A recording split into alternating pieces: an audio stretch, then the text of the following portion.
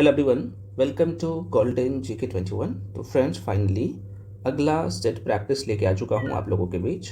और ये set practice number 6 है। आप इससे पहले वाला टेस्ट नहीं दिए हैं, क्योंकि हम लोग 50 टेस्ट को करने वाले हैं और मैक्सिमम क्वेश्चन आपके पेपर में यहीं से दिखेगा। इसलिए 1 to 1 सारे टेस्ट दीजिए। चाहे मैं करंट की बात करूँ, साइंस की बात करूँ, हिस्ट्री की बात करूँ, पोल साइंस की बात करूँ, ज्योग्राफी या बाकी सेक्शन, क्योंकि सारे क्वेश्चन अपडेटेड है। और इसी टॉपिक से, जिस टॉपिक से मैं क्वेश्चन उठा के आपको करवाता हूँ टेस्ट में, उसी टॉपिक से आपके एग्जाम में डायरेक्टली क्वेश्चन आएगा और एज इट इज़ क्वेश्चन भी आपको देखने को मिलेगा। और सारे क्वेश्चन इंपॉर्टेंट है, ध्यान से देखिएगा, ठीक है। और आज का जो फ्रेंड्स कट ऑफ रहने वाला है क्वेश्चन का, वो लास्ट में बता दूंगा। आपने सब में आप लोग भी जरूर कमेंट सेक्शन में कमेंट करके बताइएगा कि आपने कितना सही किया है। आज का क्वेश्चन पेपर सारे क्वेश्चंस अच्छे हैं और करंट अफेयर्स जो है ना, यहीं से आपको और बाकी सब्जेक्ट का क्वेश्चन देखने को मिलेगा पेपर में, सेम टॉपिक से। चलिए, पहला क्वेश्चन है आपके सामने। क्वेश्चन कह रहा है कि हाल ही में भारतीय तटरक्षक बल, जिसे शॉर्ट फॉर्म में हम लोग ICG कहते हैं, तो इन्होंने उड़ीसा के किस बंदरगाह शहर में क्षेत्रीय प्रदूषण प्रतिक्रिया अभ्यास, जिसे शॉर्ट फॉर्म में हम लोग REPREX 24 कहते हैं, तो इसका आयोजन किया गया। बहुत अच्छा क्वेश्चन है। बिल्कुल, जो लोग आंसर टिक कर रहे हो बी, बिल्कुल सही है। ये पारादीप बंदरगाह पर जो है यह किया गया। अब यहाँ से आपको क्या ध्यान रखना है, जरा सा देख लीजिएगा। ये कब हुआ है, तो ध्यान रखना, ये 12 से लेके 14 नवंबर 2024 में हुआ था, है ना। ये अभ्यास हुआ था। अब इसका उद्देश्य क्या है भाई, तो इसका उद्देश्य है कि प्रमुख हितधारकों के बीच तेल रिसाव और समुद्री प्रदूषण प्रतिक्रिया समन्वय में सुधार करना था। तो बहुत अच्छा क्वेश्चन है, आगे बढ़ जाते हैं। अगला प्रश्न है, तेलंगाना सरकार द्वारा शुरू किए गए किसान हितैषी, very very important question, portal का नाम क्या है? क्या नाम है? किसान हितैषी। कौन से सरकार ने शुरू किया? तेलंगाना सरकार, है ना। तो किसान हितैषी पोर्टल का नाम क्या है, ये पूछा है, तो बिल्कुल ये इसका नाम है भूमाता, ठीक है। नेक्स्ट, भारत का पहला बायो बिटू, चूंकि ये राजमार्ग का उद्घाटन हुआ है, दोबारा सुन लीजिए, भारत का ये पहला है, इसलिए महत्वपूर्ण हो जाता है आपकी परीक्षा के दृष्टिकोण से। तो भारत का पहला बायो बिटुमेन राजमार्ग का उद्घाटन कहाँ किया गया है, ये पूछ रहा है। तो बिल्कुल जो लोग आंसर टिक कर रहे हैं आप लोग, नागपुर, बिल्कुल सही है, ये राइट आंसर हो जाएगा नागपुर। तो फ्रेंड्स, थोड़ा सा ध्यान रखिएगा, भारत के पहले बायो बिटुमेन राजमार्ग, राष्ट्रीय राजमार्ग संख्या कितना, तो 44। ये नागपुर मानेसर बाईपास का उद्घाटन कब किया गया, तो ये भी डेट ध्यान रख लीजिएगा, कई बार पूछा जाए। तो 21 दिसंबर 2024 को। ये पिछले साल का क्वेश्चन है और एक साल का क्वेश्चन भी आपको तैयार करना है, तो ध्यान रखिएगा, ठीक है। आगे बढ़ें। नेक्स्ट है, किस राज्य सरकार ने भाषा संबंधी बाधाओं को दूर करने के लिए, इसका नाम ही है स्वार पोर्टल, बहुत इंपॉर्टेंट है, SWAR प्लेटफॉर्म का जो है, पोर्टल नहीं है सॉरी, प्लेटफॉर्म लॉन्च किया है। तो बिल्कुल ये काम ऐसा किया है गुजरात सरकार ने, ठीक है। तो गुजरात के मुख्यमंत्री भूपेंद्र पटेल ने कब किया था, ये दोबारा सुनिए, सवार प्लेटफॉर्म जो लॉन्च किया है ये गुजरात सरकार ने। तो गुजरात के मुख्यमंत्री आप सबको पता है, यहाँ पे लिख लीजिए, यहाँ के जो CM है भाई गुजरात का, भूपेंद्र पटेल है ना, भूपेंद्र पटेल है भाई। तो इन्होंने कब, तो आप सबको मैं बता दूँ, ये 25 दिसंबर की बात है 2024 में यह जो है प्लेटफॉर्म को लॉन्च किया है, ठीक है। इसका उद्देश्य है तकनीकी के माध्यम से नागरिक के जीवन को आसान बनाना, है ना। तो वेरी वेरी इंपॉर्टेंट क्वेश्चन है, थोड़ा सा माइंड में रखिएगा। जनवरी 2025 में आयुष्मान भारत योजना के तहत किस राज्य ने सबसे अधिक अस्पताल पंजीकरण हासिल किया है? Very very important question, mind में रखिएगा। तो ये पहल जो है उत्तर प्रदेश ने किया है। अगला प्रश्न है, सियाचिन ग्लेशियर, इतना महत्वपूर्ण क्वेश्चन है कि मत पूछिए। अभी हाल फिलहाल में जो एग्ज़ाम हुआ था इसमें क्वेश्चन आ भी गया था, तो ध्यान रखिएगा। तो सियाचिन ग्लेशियर जो खबरों में था तो कह रहे कि किस पर्वत श्रृंखला में स्थित है।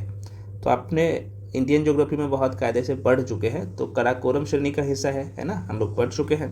तो आंसर क्या हो जाएगा, कराकोरम रेंज राइट आंसर हो जाएगा। ठीक है फ्रेंड्स, अब यहाँ पे कुछ चीज़ें देख लीजिए। देखिए सियाचिन ग्लेशियर पर अब एक भारतीय दूरसंचार कंपनी द्वारा कितना, तो देखो 4G और जो है 5G सेवाएं उपलब्ध कराया जा चुका है, आप सबको पता होना चाहिए। और यह पर्वतमाला मतलब कि काराकोरम पर्वतमाला में स्थित एक जो है पाइडमोंट ग्लेशियर है, जो तीसरे ध्रुव का हिस्सा है। बहुत पूछता है, ध्यान रखिएगा, है ना। और यहीं पे मीठे पानी का जो है भंडारण है, विशाल भंडारण है। आगे बढ़ जाए। अगला प्रश्न है, उत्तर प्रदेश सरकार ने किस शहर में ऑल इंडिया रेडियो का जो है विशेष FM चैनल जो है जिसका नाम है कुंभवाणी लॉन्च किया है। तो कुंभवाणी पूछा जा सकता है कि भाई हाल ही में कौन से राज्य सरकार जो है लॉन्च किया है, तो डायरेक्टली आंसर टिक करिएगा, यूपी। लेकिन यहाँ पे देखो यूपी के कौन से शहर में किया गया है ये भी पूछे जाएंगे, तो आंसर क्या होगा, नाम से ही पता चल रहा होगा कुंभ कहाँ पे लगा था, प्रयागराज में। इस तरीके से ध्यान में रखिएगा, है ना। चलिए नेक्स्ट प्रश्न है। अब देखो ये इसलिए महत्वपूर्ण होता है क्योंकि गिद्ध संरक्षण के लिए भारत का पहला पोर्टल है। गिद्ध किसके लिए, तो गिद्ध संरक्षण के लिए।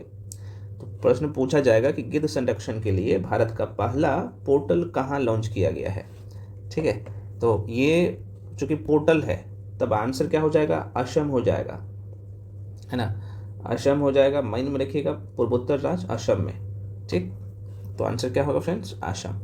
तो देखो असम स्थित एक संस्था ने गिद्ध संरक्षण के लिए भारत का पहला पोर्टल, अच्छा इस पोर्टल का नाम क्या है, तो नाम ही है the vulture network. The vulture network, है ना। अगर आपसे पूछा जाए कि इस पोर्टल का नाम क्या है तो यहाँ पे लिख देता हूँ, इसका नाम है ध्यान रखिएगा, द वल्चर नेटवर्क। ठीक है फ्रेंड्स, द वल्चर नेटवर्क इस पोर्टल का नाम है। और ये विकसित कब किया गया है ये भी पूछे जा सकते हैं, तो 2 सितंबर 2025 में। ठीक है, तो 2 सितंबर 2025 को लॉन्च किया गया है। उद्देश्य क्या है भाई, तो स्थानीय भाषाओं में असमिया से शुरुआत करके जमीनी स्तर के समुदायों को गिद्ध के पारिस्थितिकी और आर्थिक महत्व के बारे में शिक्षित करना है इस पोर्टल के माध्यम से, ताकि गिद्ध का संरक्षण किया जा सके। ठीक है, आगे बढ़ जाते हैं अगले प्रश्न पर। भारत ने किस पहल के तहत शैक्षणिक वर्ष 2025-26 के लिए अफगान नागरिकों के लिए 1000 ई छात्रवृत्ति की घोषणा की। ठीक है, तो बिल्कुल आंसर हो जाएगा ए, अफगान नागरिकों के लिए विशेष छात्रवृत्ति योजना। ठीक है ना, आगे बढ़ें। चलो भाई, अगला प्रश्न है आपके सामने। क्वेश्चन कह रहा है कि तीसरा उत्तर पूर्व विमानन शिखर सम्मेलन, ये तीसरा है उत्तरी पूर्वी विमानन शिखर सम्मेलन कहाँ आयोजित किया गया। पिछले वाले वीडियो में भी आपने देखा था और इसके बारे में मैंने चर्चा किया था। ये पूर्वोत्तर राज्य है। पूर्वोत्तर राज्य में जो किया गया है वो अरुणाचल प्रदेश में, आपने देखा था ना, मैंने डायग्राम से पिछले वाले वीडियो में बताया था, यहाँ पे इस क्षेत्र में। तो आंसर क्या होगा friends, Arunachal Pradesh right answer हो जाएगा। चलिए नेक्स्ट है INS कदमत, ये कदमत है। तो दोबारा सुनिए, क्वेश्चन है कि INS कदमत ने हाल ही में किस देश के कितने नंबर का, तो 50वें नंबर का, है ना। तो ये भी महत्वपूर्ण हो जाता है। तो 50वें स्वतंत्रता दिवस समारोह में भाग लिया। कितने लोग बता सकते हो भैया, आप बता दो। बिल्कुल आंसर हो जाएगा बी, है ना। तो आंसर हो जाएगा बी, ये Papua New Guinea right answer हो जाएगा। और देखिए बहुत सारे फ्रेंड्स का ये डिमांड था कि सर मेरा सारे सेक्शन जो कवर होना चाहिए वो कहीं ना कहीं नहीं हो पाया है, तो क्या इस टाइम में हो सकता है। यस, बिल्कुल हो जाएगा। ये जो सीरीज़ है आपके लिए सर्वोत्तम है। अगले 30 दिन में पूरा कंप्लीट करवाया जा रहा है। इसमें सबसे बड़ी बात है इसमें शॉर्ट नोट्स है लगभग 12 से 15 पेज का। एक मान लो कि आप ज्योग्राफी कंप्लीट कर रहे हो तो 12 से 15 पेज में पूरा ज्योग्राफी आपका कंप्लीट है, और साथ में आपको यहीं पे PYQs कवर हो जाता है। सिर्फ दरोगा एग्ज़ाम का नहीं, बिहार के जो तमाम अलग अलग एग्ज़ाम्स है उनके PYQs का क्वेश्चन विद आपको वीडियो सोल्यूशन मिलता है इस बैच में, है ना। इसमें सारे सब्जेक्ट हैं, इसमें आप लोग का geography, history, polity, Indian economy, environment, science and tech, biology, physics, chemistry, current affairs, Bihar special, है ना, हिंदी, सब कुछ कवर करवाया जा रहा है। तो आपको लगता है कि मेरे पास शॉर्ट नोट्स नहीं है रिवीजन करने के लिए, हमें कैसे चीज़ों को करना है, तो भाई इसमें 200 टॉपिक कंप्लीट करवाया जा रहा है इस बैच में, और इसका फ़ी मात्र 499 है। तो जो लोग ज्वाइन करना चाहते हो कर सकते हो। करना क्या पड़ेगा भाई, आपको यहाँ पे नंबर दिख रहा होगा 7319924130, इस नंबर पे आपको पेमेंट करना होता है। पेमेंट आप गूगल पे, फ़ोनपे, पेटीएम किसी भी माध्यम से करेंगे, उसका स्क्रीनशॉट करके भी इसी नंबर पे भेजिएगा, उसके बाद आपको बैच में ऐड कर दिया जाएगा, है ना। और जो भी क्लासेज हो चुके हैं, जो भी बुकलेट दे चुका हूँ, वहाँ से आप क्या कर सकते हैं, आराम से डाउनलोड कर सकते हैं। साथ में जो भी डाउट रह जाता है कोर्स के रिगार्डिंग, अगर आपको इन्फॉर्मेशन चाहिए तो इसी नंबर पे कॉल करके इन्फॉर्मेशन भी ले सकते हैं, ठीक है। अब अगला जो क्वेरीज था आप लोगों का कि सर ये हमें 50 टेस्ट कहाँ पे मिलेगा, तो भाई ये टेस्ट का अलग बैच है और इसका फ़ी मात्र अभी कर दिया हूँ 399। इसमें 50 फुल लेंथ टेस्ट है और 8 रुपये पर टेस्ट में कर दिया हूँ, आप देख सकते हो। तो जो लोग टेस्ट ज्वाइन करना चाहते हैं आराम से कर सकते हैं, क्योंकि बुकलेट को प्रिंट आउट करवा के रिविजन करना ज़रूरी है ना। तो इसका जो वीडियो सोल्यूशन है मैं यूट्यूब पे भी दे रहा हूँ, लेकिन इसका जो बुकलेट है वो पेड बैच पे मिलता है। तो इसके लिए भी जो भी लोग ज्वाइन करना चाहते हो इसी नंबर पे 7319924130 पे पेमेंट करके भेजिएगा, उसके बाद आपको टेस्ट वाले बैच में जोड़ दिया जाएगा, ठीक है।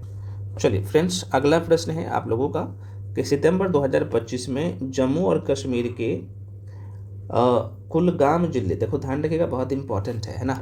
तो कुलगाम जिले में शुरू किए गए आतंकवाद विरोधी अभियान का नाम क्या है ना। आतंकवादी या फिर आतंकवाद विरोधी अभियान का नाम क्या है ये बताइए। बिल्कुल ऑपरेशन गड्डर इसका नाम है। ध्यान रखिएगा ये न्यूज़ में था इसलिए महत्वपूर्ण हो जाता है। आगे बढ़े, अगला प्रश्न है। अब देखो भाई, US open tennis grand slam 2025 में महिला एकल का खिताब किसने जीता है। तो बिल्कुल सभी लोग, आप लोग जवाब दे रहे हैं और बिहार के एग्ज़ाम का फेवरेट क्वेश्चन है, तो सारे ग्रैंड स्लैम का जो है ना क्वेश्चन अपने माइंड पे जरूर रखिएगा। तो ये आंसर था कि महिला एकल का खिताब किसने जीता है, तो आंसर बी हो जाएगा। आर्याना जो है साबालेंका ने US open tennis grand slam 2025 का खिताब जीता है। अब यहाँ से प्रश्न बन सकते हैं कि भाई इन्होंने किसे हराया। आर्याना साबालेंका ने हराया किसको, तो भाई देखो जो हराया है इसका नाम है, लिख दूं क्या, अमांडा अनीसिमोवा इसका नाम ही है। सिमावा को हराया। अब यहाँ से पूछा जाए कि भाई अच्छा ये बता दो, पुरुष एकल US open tennis grand slam में पुरुष एकल का खिताब किसने जीता, तो आंसर क्या हो जाएगा भाई, कार्लोस अल्कराज ने, है ना। तो यहाँ पे ध्यान रख लीजिएगा, पुरुष एकल का जो खिताब जीता है वो जीता है कार्लोस, है ना, कार्लोस अल्कराज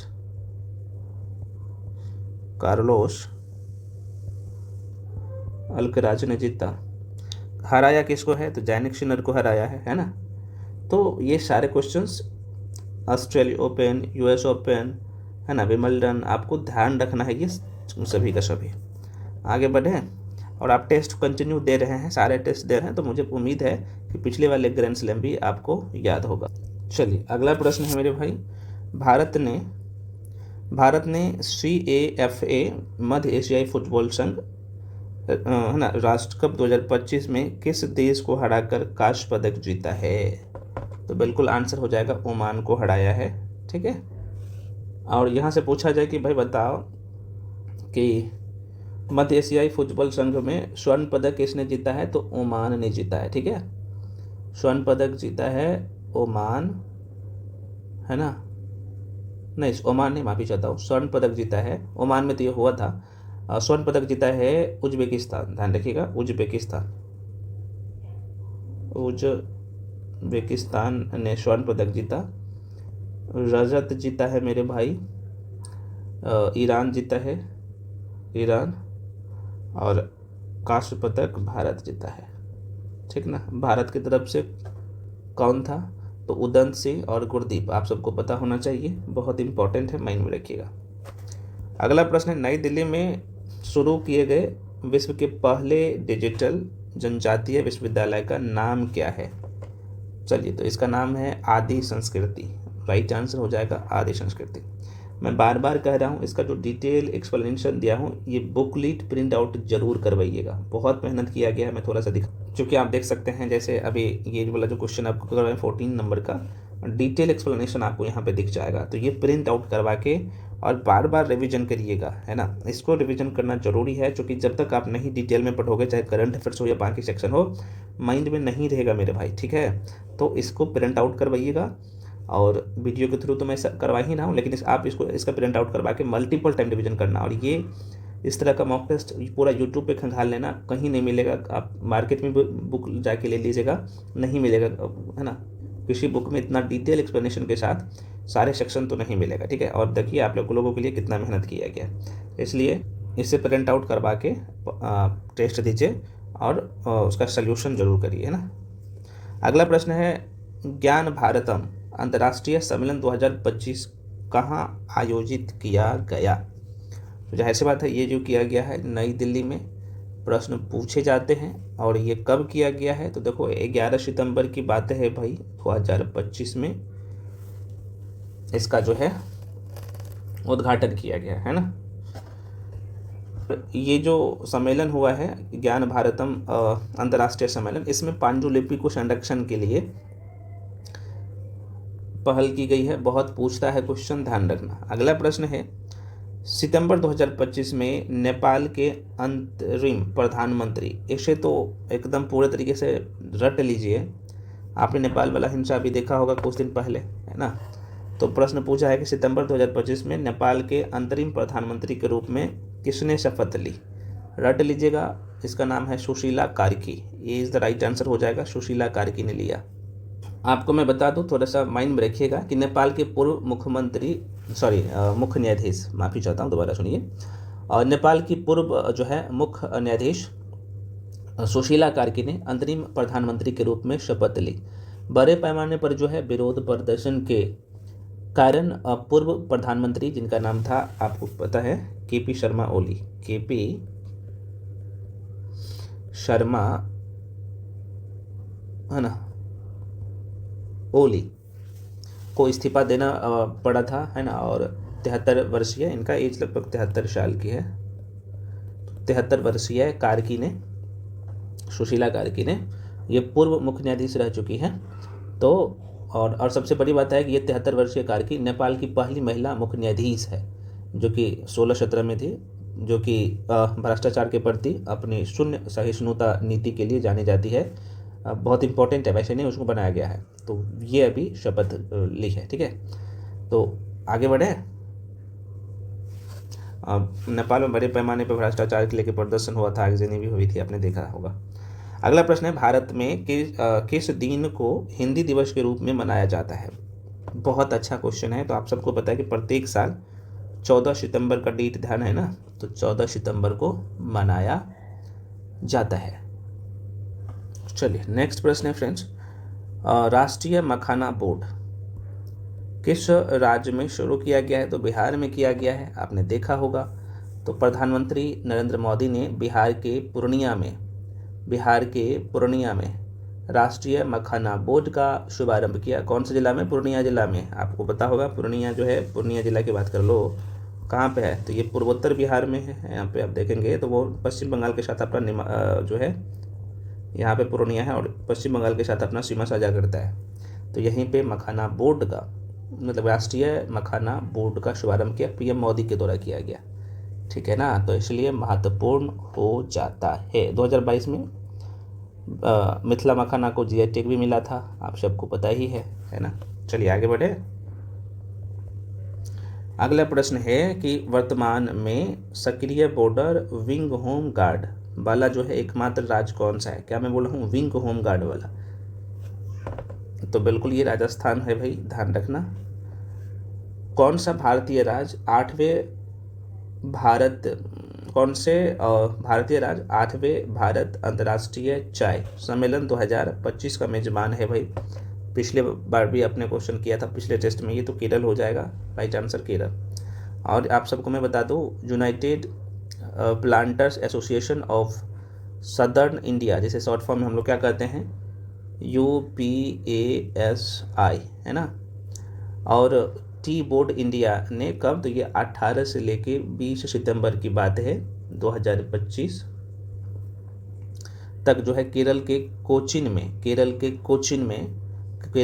में 8वें जो है भारत अंतर्राष्ट्रीय चाय सम्मेलन का आयोजन किया। और इसका विषय क्या था भाई?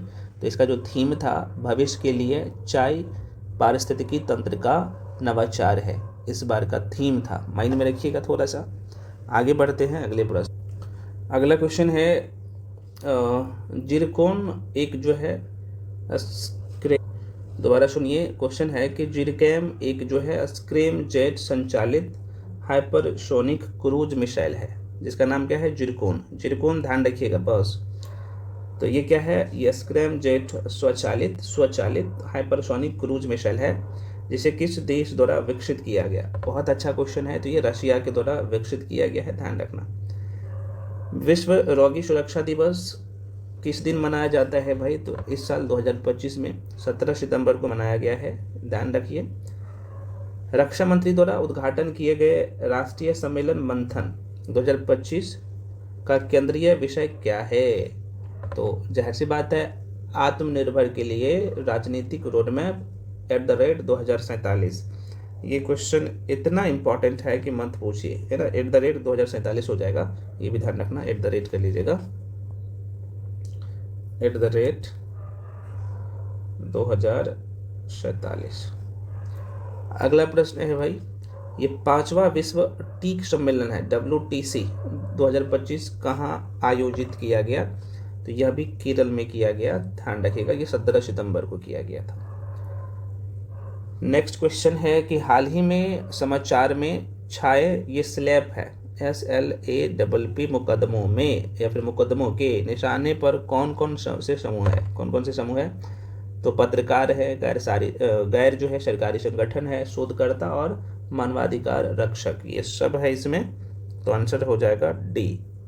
आगे बढ़े, कौन सा गांव गुजरात का चौथा पूर्णतः सौर ऊर्जा स्वचालित गांव बन गया है? पिछले वाले बी क्लास में धुर्डो गांव का नाम आपने जरूर सुना होगा। आंसर क्या होगा यहाँ पे? डी। गुसाटे नृत्य किस राज्य की जो है पारंपरिक नृत्य है भाई? मैं क्या बोल रहा हूँ? गुसाटी। तो बिल्कुल ये गुसाटे नृत्य जो है, अच्छा किस जनजाति बोल रहा है ना, किस राज्य की किस जनजाति है, कोई बात नहीं। तो ये है कौन सा? तो राजगुंड की, है ना। और ये कहाँ पे है भाई? तेलंगाना राज्य में है, तेलंगाना में। चलो नेक्स्ट है, चीन की मौसम विज्ञान एजेंसी ने सुपर टाइफून रागासा को क्या उपनाम दिया? इसका उपनाम क्या है ये पूछ रहा है। तूफानों का राजा इनका नाम दिया। अगला प्रश्न है, अमराबाद टाइगर, बहुत इंपॉर्टेंट है, ये भी न्यूज़ में था। अमराबाद टाइगर रिजर्व किस राज्य में स्थित है? अमराबाद। तो भाई ये भी तेलंगाना में है, ध्यान रख लीजिएगा। हाल ही में यूनेस्को बायोस्फीयर, इसे रट लीजिएगा, दोबारा बोल रहा हूँ, ये किसी न किसी एग्जाम में दिखेगा, मतलब जो मैं बोल रहा हूँ रट लेना, रट लीजिएगा। तो हाल ही में यूनेस्को बायोस्फीयर रिजर्व सूची में शामिल कोल्ड डेजर्ट, है ना, कोल्ड डेजर्ट बायोस्फीयर रिजर्व का घर कौन सा भारतीय राज्य है? ये बहुत इंपॉर्टेंट है, माइंड में रखिएगा। तो ये हिमाचल प्रदेश राइट आंसर हो जाएगा, ठीक है।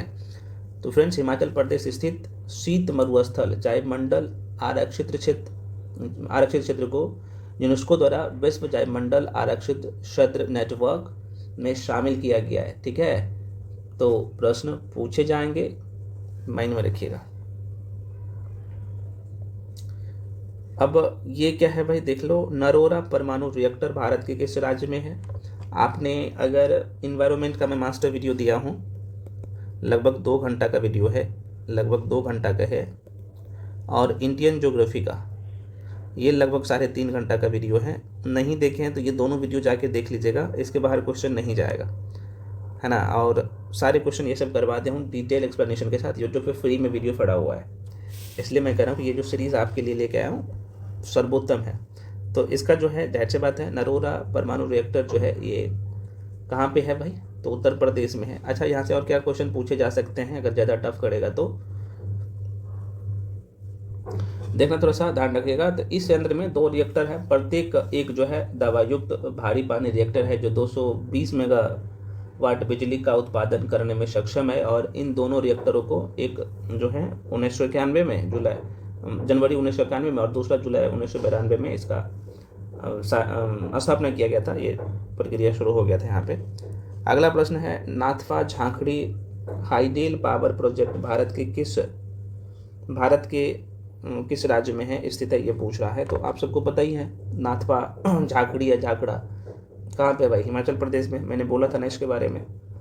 आगे बढ़ते हैं, जोते हुए खेत का प्रमाण सिंधु सभ्यता के किस स्थल से मिला है, ये पूछ रहा है। तो बिल्कुल कालीबंगा हो जाएगा। और कालीबंगा कहाँ पे है, तो आप कहेंगे शायद राजस्थान वाला एरिया जो आपने बताया है ना, राजस्थान में कालीबंगा है। आगे बढ़ जाते हैं, कृषि की शुरुआत संभवतः हुई है, प्राचीन भारत के इतिहास का क्वेश्चन है, तो लगभग 7000 ईसा पूर्व माना जाता है, आप सबको पता ही होना चाहिए।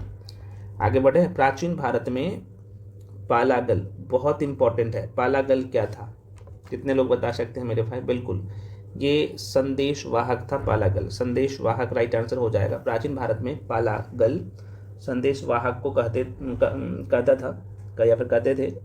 पालागल का उल्लेख जो है शतपथ ब्राह्मण में मिलता है, ठीक है ना। ऋग्वेद में निम्नलिखित में से किस नदी का उल्लेख नहीं है, तो जाहिर सी बात है कौन किसका नहीं होगा भाई, रावी नदी का उल्लेख नहीं है, बल्कि जबकि ऋग्वेद में रावी का उल्लेख नहीं है ना। और रावी नदी का जो है प्राचीन नाम क्या है, कितने लोग बता सकते हो? पुरोशनी है, ये पूछता है, पुरोशनी नदी नाम है रावी का। ऋग्वेद में जो है लगभग कितने नदियों का, तो 25 नदियों का उल्लेख है, जिसमें गंगा का उल्लेख सिर्फ एक बार है। गंगा नदी का उल्लेख एक बार है जो पूछता है, आप सबको पता है। यमुना नदी का 3 बार उल्लेख किया गया है ऋग्वेद में। और सरस्वती नदी को जो है ना ऋग्वेद में सबसे पवित्र नदी माना गया है, सरस्वती नदी को, है ना। अभी हालांकि ये नदियाँ विलुप्त हो, सॉरी, ये सरस्वती नदियाँ नहीं, सरस्वती नदी विलुप्त हो चुकी है, ये थोड़ा सा ध्यान रखिएगा। आगे बढ़े, अगला प्रश्न है, निम्नलिखित में से कौन तीसरे तीर्थंकर थे, बताइए। तो भाई देखो, बहुत पूछता है प्रश्न। आंसर तो हो जाएगा संभवनाथ। देखो, संभवनाथ जैन धर्म के तीसरे तीर्थंकर थे। तीर्थंकर का मतलब होता है कि जैन धर्म को सुचारू रूप से जो चला रहे थे, है ना। और इनका जो प्रतीक चिन्ह था घोड़ा था, है ना। इसका प्रतीक चिन्ह जो है संभवनाथ का जो था ये घोड़ा था, पूछता है प्रश्न। अजितनाथ का जो प्रतीक चिन्ह था भाई ये हाथी था, ये भी पूछता है प्रश्न, ध्यान रखना। अजितनाथ कितने नंबर का था भाई, ये दूसरे तीर्थंकर था, ये सेकेंड नंबर का तीर्थंकर था, प्रश्न ये भी पूछता है ना। और सुमितनाथ कौन से थे, ये 5वें तीर्थंकर थे, ये 5वें तीर्थंकर थे। और इनका जो प्रतीक चिन्ह था भाई क्या था, कितने लोग बता सकते हो सुमितनाथ का? आप लोग कमेंट सेक्शन में बताइएगा, है ना। और ऋषभ देव की बात कर ले तो जैन धर्म के कितने नंबर का तीर्थंकर थे भाई, तो आप कहेंगे सर ऋषभ देव जैन धर्म के प्रथम तीर्थंकर थे, है ना। और जैन धर्म के संस्थापक भी थे, है ना, ऐसे बोल सकते हो। लेकिन अगर जैन धर्म के वास्तविक संस्थापक अगर पूछा जाए तो महावीर हो जाएगा, है ना। ये 24वें तीर्थंकर थे महावीर। और इनका जो प्रतीक चिन्ह था भाई शेर था, आपको पता ही है। ऋषभ देव का प्रतीक चिन्ह सांड था, है ना, सांड। तो ये प्रश्न पूछता है सबका सब, ध्यान रखिएगा। अगला प्रश्न है मेरे भाई, बुद्ध के उपदेश किससे संबंधित है? बुद्ध के उपदेश बताइए कोई। हाँ बिल्कुल, बुद्ध के उपदेश किससे संबंधित है, तो ये आचरण की शुद्धता व पवित्रता से, ठीक है। अगला प्रश्न है, निम्नलिखित में से किस नदी के तट पर हाइडेस्पीड का युद्ध लड़ा गया था? तो झेलम नदी सबको पता है ना मेरे भाई, है ना। और तो हाइडेस्पीड की जो लड़ाई है सिकंदर और राजा पोरस के बीच में कब लड़ा गया था भाई? तो ये 326 ईसा पूर्व में। और यह लड़ाई झेलम नदी के तट पर लड़ी गई थी, जिसमें सिकंदर महान की जीत हुआ था। कौन जीते थे? तो सिकंदर जीता था, ठीक है ना। सिकंदर महान की जीत हुआ था, राजा पोरस हार गए थे। अगला प्रश्न है, आयुर्वेद में महान विद्वान जिसका नाम है चरक किस शासक के काल से संबंधित था? ठीक है ना, ये पूछ रहा है। तो जाहिर सी बात है ये कनिष्क के समय में ये प्रसिद्ध था, आपको पता होना चाहिए। और ये आयुर्वेद थे। किस गुप्त शासक को विक्रमादित्य की उपाधि दी गई है? भाई आपको पता है ना, चंद्रगुप्त द्वितीय। आगे बढ़े, रथ पेगोडा का निर्माण किस शासक ने करवाया? रथ पेगोडा मैं बोल रहा हूँ तो पल्लव वंश ने। तंजौर में स्थित राजेश्वर मंदिर का निर्माण किसने करवाया भाई? तो बिल्कुल सी हो जाएगा। इसका ध्यान रखिएगा, इसका डेट भी पूछता है। तो राज प्रथम, और इसका जो समय काल था 985 से 1014 ईस्वी तक। कारकोट राजवंश का संबंध निम्नलिखित में से किस के इतिहास से था, है ना। तो भाई ये जम्मू कश्मीर में ये रहते थे ये लोग। जम्मू कश्मीर ऑप्शन नहीं है क्या? एक मिनट रुक जाओ मेरे भाई, हाँ भी हो जाएगा। अगला प्रश्न है, प्रक्षेप जिसमें केंद्र के सभी बिंदुओं को की जो है दिशाओं को सही दर्शाया जाता है, डाइस प्रक्षेप कहलाता है, ये पूछ रहा है। तो हम लोग दिगंशिया इसे कहते हैं, सबको पता है। निम्नलिखित संतों को जो है कालक्रम में आपको सजाना है ना। तो देखो भाई, रामानुज की बात कर लेना, तो यहाँ पे लिख दो क्या, 1 to 1 कर लें। तो रामानुज की मैं बात कर लो, तो इनका जो टाइम पीरियड था ये 1017 से 1137 आराम से आप कर सकते हैं। नामदेव की मैं बात कर लूँ फ्रेंड्स, तो ये 1270 से लेके, ठीक है, 1270 से 1350 इतना में जन्म हुआ था और इतना में मृत्यु हो गई थी, अब ध्यान रखना। चैतन्य प्रभु की बात कर ले भाई, तो यहाँ पे 1486 में जन्म हुआ था और इनकी मृत्यु 1534 में हो गया था। तुलसीदास की बात कर ले, तो ये 1511 में जन्म होता है इनका, और मृत्यु जो है ये 1623 में। तो क्रम में सजा सकते हैं, तो आंसर क्या हो जाएगा? ए। आगे बढ़े।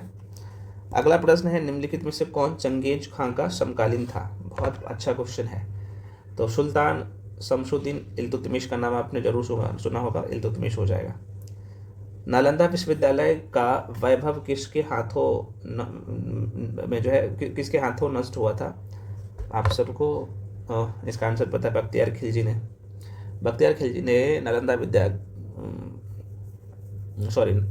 विश्वविद्यालय का जो है 12वीं शताब्दी में तहस नहस कर दिया था। अच्छा, ये क्वेश्चन और पूछता है बहुत कि नालंदा विश्वविद्यालय का जो है ना निर्माण किसने करवाया था? तो भाई इनका निर्माण करवाया था कुमारगुप्त ने।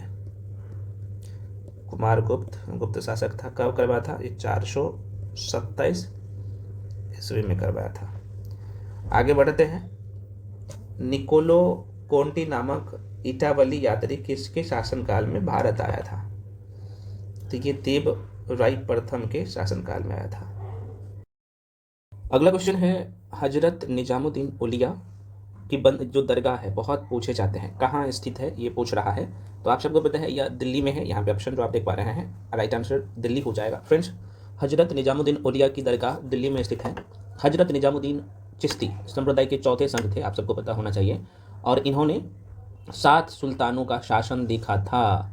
निजामुद्दीन औलिया बहुत पूछता है प्रश्न, किंतु वे कभी भी दिल्ली दरबार में नहीं गए, तो प्रश्न पूछे जाते हैं। तो निजामुद्दीन औलिया इन्होंने 7 सुल्तानों का शासन व्यवस्था को अपने आंखों से तो देखा था, लेकिन कभी भी दिल्ली दरबार में नहीं गया। और वे जो है महबूब ए इलाही नाम से प्रसिद्ध थे। कौन? तो हजरत निजामुद्दीन औलिया। बस इतना ध्यान रखिएगा इसके बारे में।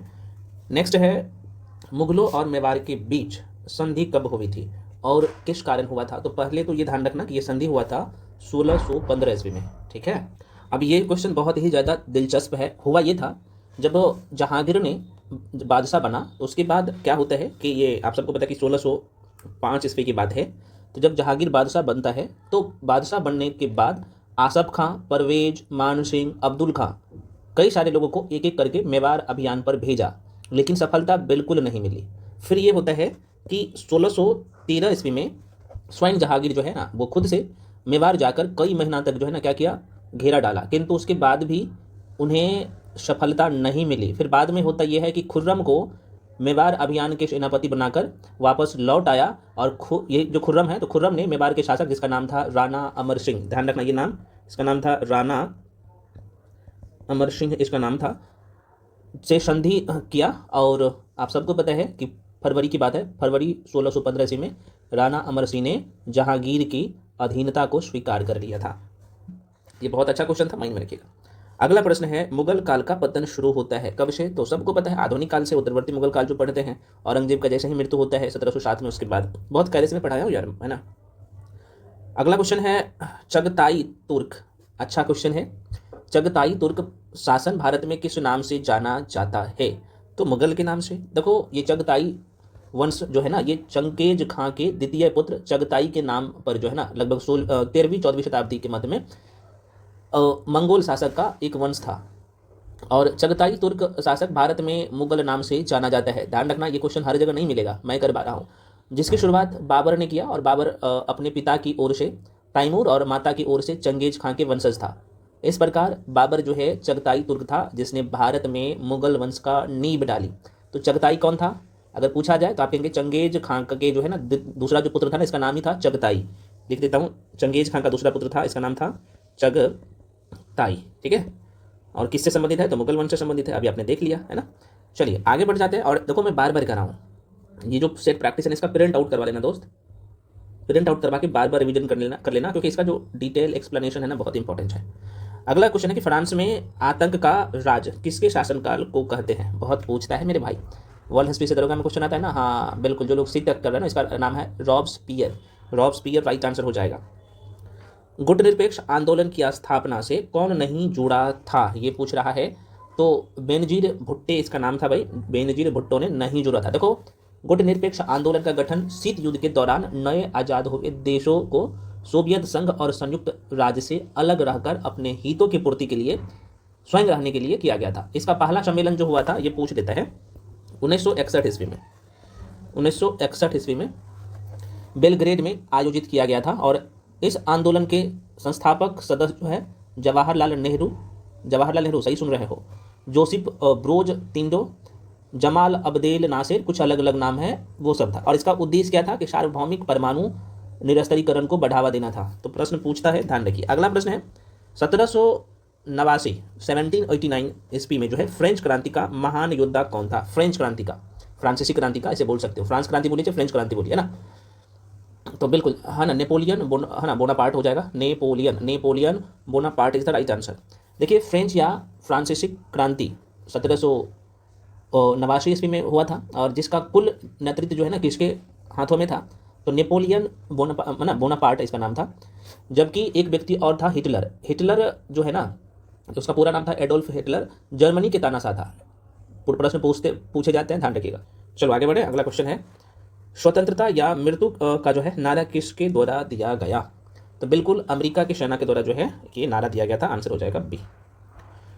हजरत ईसा मसीह को जो है ना सूली पर किस दिन चढ़ाया गया था? तो सबको पता है ये गुड फ्राइडे है ना, फ्राइडे के दिन।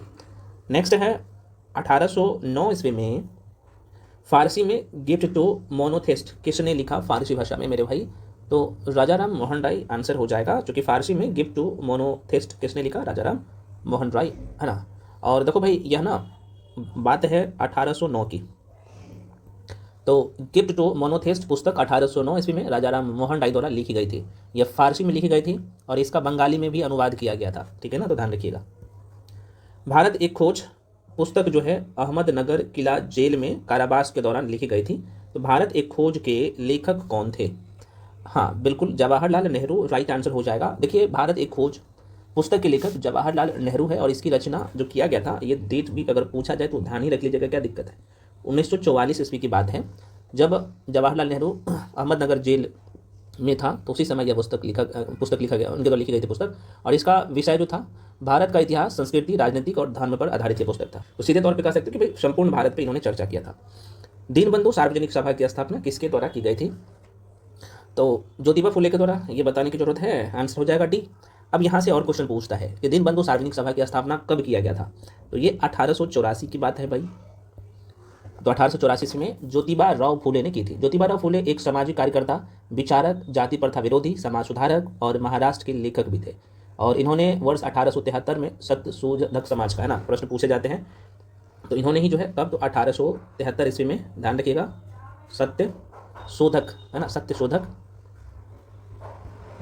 शोधक समाज का गठन किया था, समाज का गठन किया था, ठीक है, जिसका उद्देश्य था कि भाई महाराष्ट्र में निम्न वर्ग या अस्पृश्यता जाति के लोगों को जो है ना समान सामाजिक और आर्थिक लाभ प्राप्त करना था। तो ये जो सारे संगठन थे ना, आप सबको पता होना चाहिए। अगला प्रश्न है, भारतीय संविधान की रचना में निम्नलिखित में से किसने सर्वाधिक गंभीर प्रभाव छोड़ा है? तो सबको पता है भारत शासन अधिनियम 1935, बहुत अच्छा क्वेश्चन है। आगे बढ़ते हैं, भारतीय संविधान के किस अनुच्छेद में वस्तु और सेवा, मतलब कि जीएसटी के बारे में प्रावधान है? सीधे से क्वेश्चन है, तो आप कहेंगे सर आर्टिकल 279A में, ठीक है। चलिए, संस्कृति और शिक्षा का अधिकार वर्णित है कौन से अनुच्छेद में, ये पूछ रहा है। तो 29 से 30 में, तो आंसर कर लो भैया, 29 से 30 हो जाएगा ये। चलिए आगे बढ़ते हैं, भारत में न्यायिक पुनरीक्षण की शक्ति का प्रयोग किया जाता है? तो जाहिर सी बात है सर्वोच्च न्यायालय और उच्च न्यायालय के द्वारा, ठीक है ना, ये हो जाएगा बी राइट आंसर। राज्य चुनाव आयोग या फिर आयुक्त को हटाया जा सकता है किसके द्वारा? तो उच्च न्यायालय के न्यायाधीश को हटाने की जो प्रक्रिया है ना, सेम उसका वही प्रावधान है। आप कहिएगा सर ठीक है, एक बार बता दीजिए। तो देखो भाई, राज्य चुनाव आयुक्त को उच्च न्यायालय के न्यायाधीश को हटाने की प्रक्रिया के समान हटाया जा सकता है। भारत के संविधान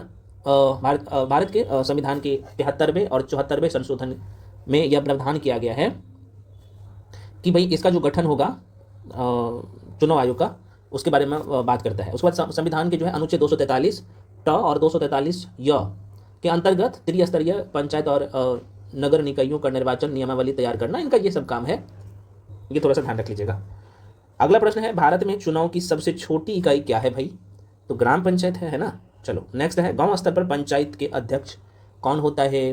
तो आप बता सकते हो अध्यक्ष का चुनाव राज्य के विधानमंडल द्वारा निर्धारित तरीके से किया जाता है। बिल्कुल ये सही है मेरे भाई, तो आंसर इसका बी होना चाहिए। अगला प्रश्न है, आर्थिक मामलों की मंत्रिमंडलीय समिति की अध्यक्षता कौन करता है? तो जाहिर सी बात है ये प्रधानमंत्री करता है भाई, प्राइम मिनिस्टर करता है, तो बी हो जाएगा राइट आंसर। अगला क्वेश्चन है, मीथेन के पश्चात क्रीम का दूध में या दूध से पृथक हो जाने का कारण क्या है? तो किस कारण से होता है? तो अपकेंद्री बल के कारण होता है। बहुत कायदे से पढ़ाया हूँ, अपकेंद्री बल के कारण मीथेन नहीं होता यार, मथने से होता है। मीथेन बोल दिया हूँ, कोई बात नहीं, हो जाता है, लगातार क्वेश्चन करवा रहा हूँ ना, सांस भी नहीं लिया हूँ। मथने से, माफी चाहता हूँ, मथने के पश्चात नहीं, दूध को मथते हैं एकदम, ऐसे देखे होंगे गाँव में। तो मथने के पश्चात क्रीम दूध से पृथक होता है ना, तो ये अपकेंद्री बल के कारण ऐसा होता है। तो देखो अपकेंद्री बल के कारण ही मथने के पश्चात क्रीम ना दूध से अलग होता है। अपकेंद्री बल क्या होता है? तो आप सीधे तौर पे कहेंगे अपकेंद्री बल वह बल होता है जो वृत्ताकार पथ पर गतिशील वस्तु में केंद्र की बाहर की ओर लगता है। बल कहाँ लगेगा? केंद्र की बाहर की ओर। अभिकेंद्री में क्या होता है?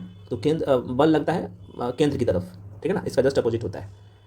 किसी बंदूक का प्रतिक्षेप का एक उदाहरण है, किसका है भाई? तो आप सबको पता है कि रैखिक संवेग संरक्षण का है, तो आंसर ये हो जाएगा। फिजिक्स में पढ़े हैं ना हम लोग।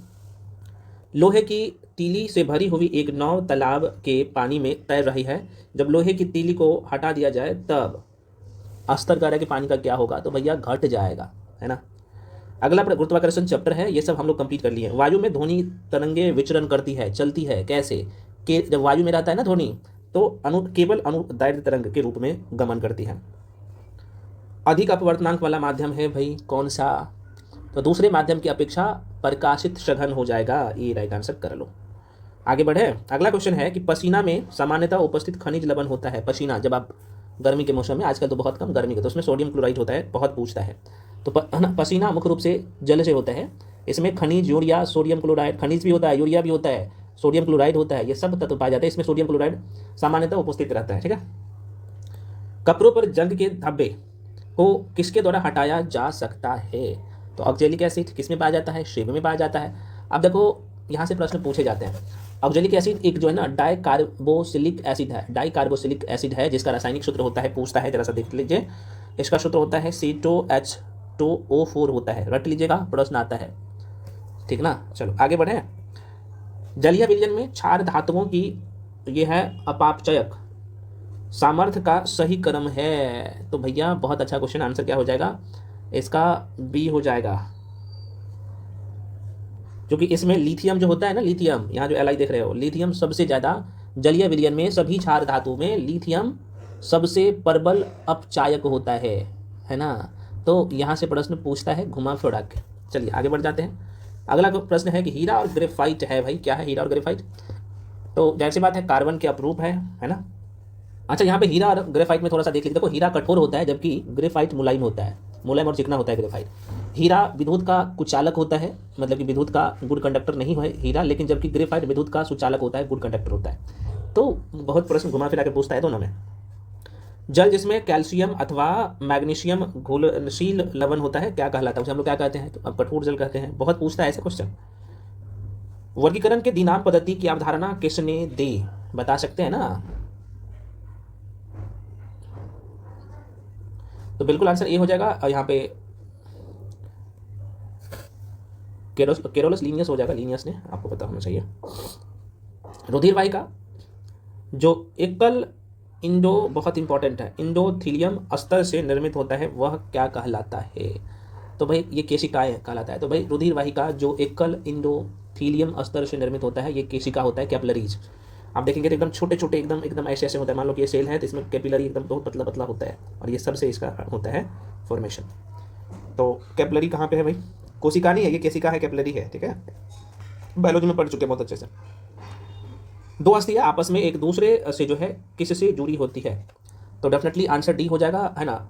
अब देखो यहाँ पे क्या बोला है, दो अस्थियां, दो हड्डी की बात कर रहा है। तो एक तो होता है लिंगामेंट, लिंगामेंट को क्या कहते हैं भाई? लिंगामेंट होता है, यहाँ पे हिंदी में ही लिख देता हूँ, लिंगामेंट। और एक होता है टंडन, नाम सुना है ना, टंडन, टंडन।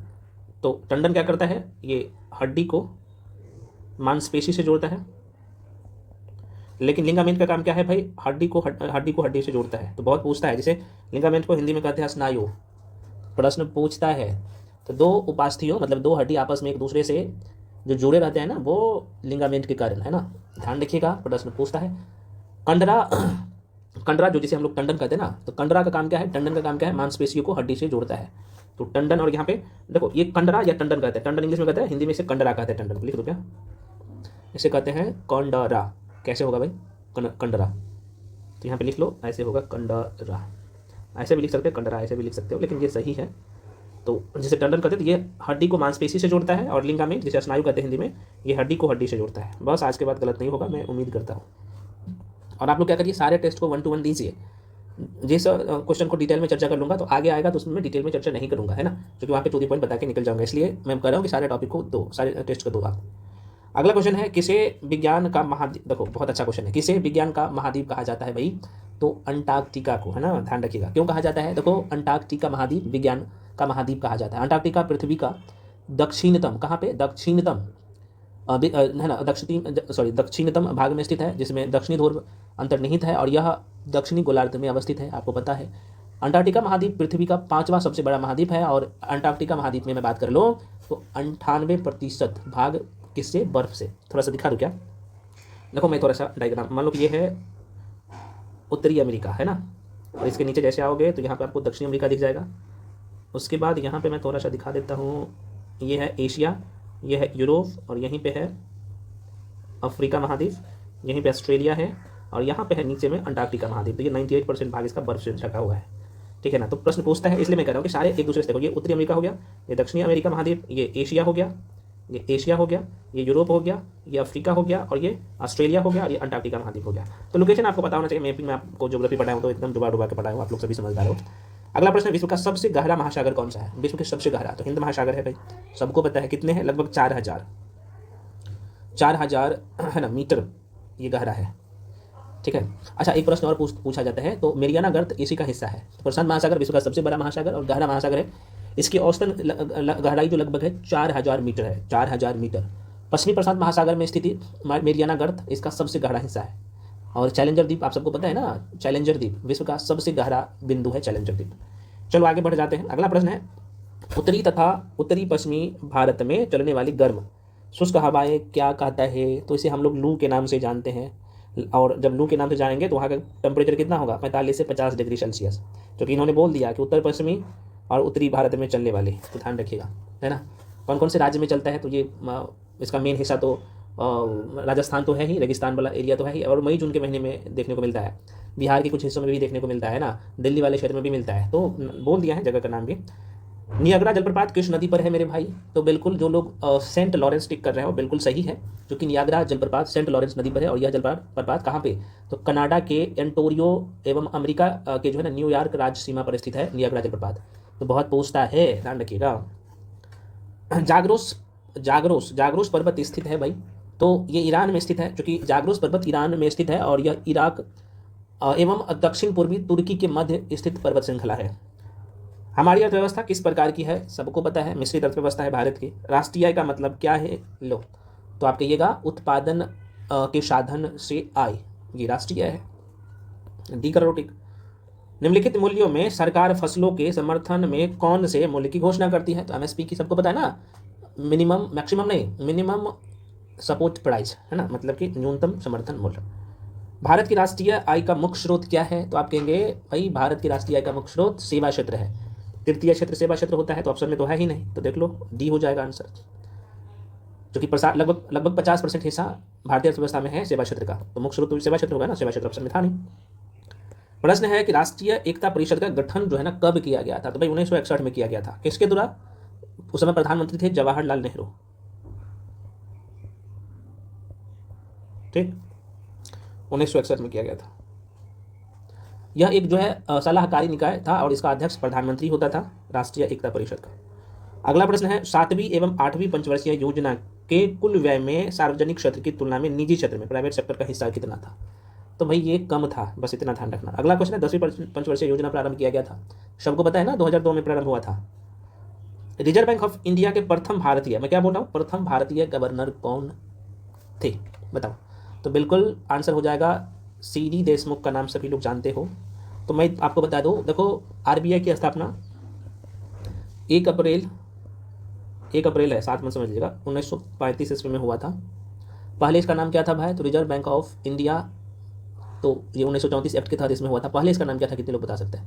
प्रेजेंट टाइम में शक्तिकांत दास है आरबीआई का, सॉरी यार 2024 में तो वो हट गया ना, आपको पता 2025 में, क्योंकि ये 11 दिसंबर को शपथ लेते हैं। अभी संजय मल्होत्रा है, माफी चाहता हूँ। वर्तमान में यहाँ पर देख लीजिएगा, वर्तमान में आरबीआई का जो है ना, आरबीआई का जो गवर्नर है, चूँकि ये 24 में 11 दिसंबर 2024 को लिए थे शपथ, और ये भी है संजय मल्होत्रा, है ना, संजय मल्होत्रा है भाई। क्योंकि संजय मल्होत्रा 2000 नहीं बल्कि 1990 बैच का आईएएस अधिकारी हैं, ठीक है ना, तो ये ध्यान रखिएगा। शक्तिकांत दास जो रहा था ना, ये 2018 से 2024 तक रहा था। संजय मल्होत्रा 2024 में बना, वर्तमान में यही है, ठीक है ना। तो बेसिक सा क्वेश्चन। चलो, राष्ट्रीयकरण से पहले भारतीय स्टेट का नाम क्या था भाई? राष्ट्रीयकरण से पहले स्टेट बैंक का नाम क्या था, ये पूछ रहा है। तो कितने लोग बता सकते हो? बिल्कुल ये इंपीरियल बैंक ऑफ इंडिया था, ठीक है ना।